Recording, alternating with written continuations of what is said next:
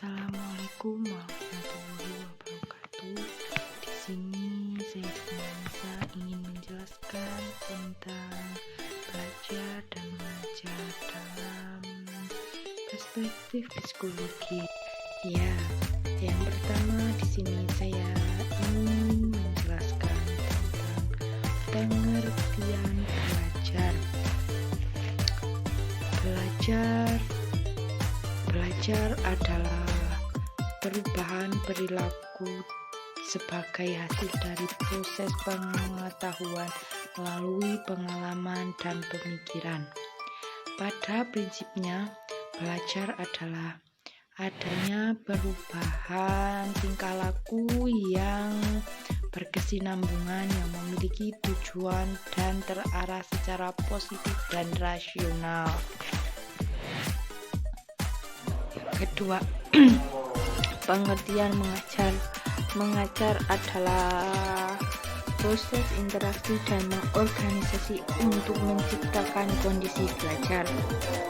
Mengajar dalam perspektif pengajaran yaitu mengajari peserta didik. Guru menyampaikan pengetahuannya dan siswa sebagai penerimanya. Seperti peserta didik dianggap botol kosong yang harus diisi atau layaknya rekening yang berisikan catatan-catatan investasi yang dilakukan guru dan gurunya adalah investor. Yang ketiga, teori belajar. Teori belajar diantaranya 1. Teori disiplin mental. Belajar adalah proses pendisiplinan dan proses melatih mental siswa. Belajar merupakan pengembangan dari kekuatan, kemampuan, dan potensi siswa. Kedua, teori herbatisme. Pemberian tanggapan sebanyak-banyaknya dan sejelas-jelasnya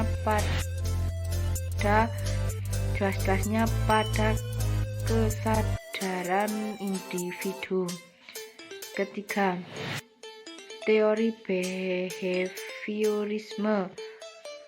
Perubahan tingkah laku dari hasil pengalamannya, yaitu akibat adanya interaksi antara stimulus dengan respon. Keempat, kognitif merupakan perubahan perilaku yang ditimbulkan oleh pengalaman sebagai titik acuan dan fokusnya dan hanya sedikit menaruh perhatiannya pada aspek mental atau internal pembelajaran. Kelima, konstruktivisme adalah karakteristik belajar menurut teori konstruktivisme adalah sebagai berikut. A. Siswa bukanlah sesuatu yang pasif melainkan memiliki tujuan. B. Pengoptimalan keaktifan siswa dalam proses pembelajaran. C.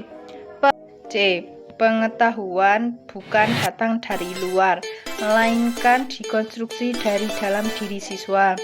D. Belajar merupakan perkonstruksian makna. C. Pengetahuan bukan datang dari luar, melainkan dikonstruksi dari dalam diri siswa. D. Belajar merupakan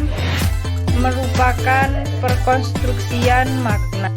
Teori belajar yang kelima, humanistik, adalah proses belajar harus berawal dan ditujukan untuk kepentingan memanusiakan manusia itu sendiri. Selanjutnya, metode mengajar dalam perspektif psikologi. Pertama, metode ceramah. Dalam metode ceramah, proses belajar mengajar yang dilaksanakan oleh guru umumnya didominasikan dengan cara ceramah. Kedua, metode tanya jawab. Metode tanya jawab adalah suatu cara mengelola pembelajaran dengan menghasilkan pertanyaan-pertanyaan yang mengarahkan siswa memahami materi tersebut. Metode tanya jawab akan menjadi efektif bila materi yang menjadi topik bahasan menarik, menantang, dan memiliki nilai aplikasi tinggi. Ketiga, metode diskusi. Metode diskusi adalah suatu cara mengelola pembelajaran dengan penyajian materi melalui pemecahan masalah atau analisis sistem produk teknologi yang pemecahannya sangat terbuka.